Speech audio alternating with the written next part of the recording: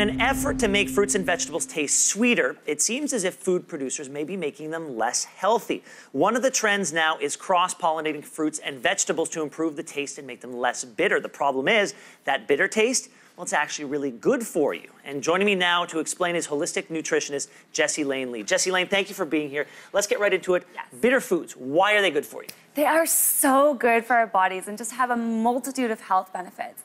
They help with our liver detoxification system, they help with digestion, and they have anti-cancer prevention. So they're just so great for our bodies.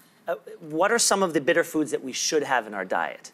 So there's a multitude of bitter foods, but my three favorites are kale, yes, dandelion greens, and chocolate.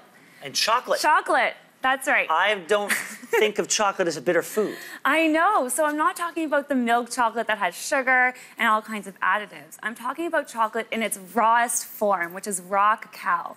Okay. It is full of antioxidants, which are so important for cancer prevention, because we have these free radicals in our bodies bouncing around, causing all of this damage.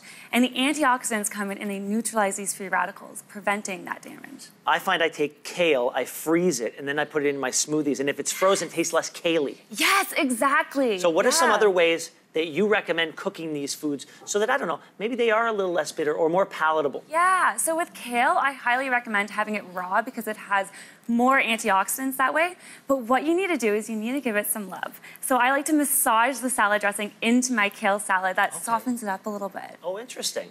Yeah. Now what do shoppers need to know as they're going through the stores and they're picking their fruit? What is different today that might have been not the case a few years ago? Yeah, so right now we're so lucky that in the grocery store there's a multitude of organic produce.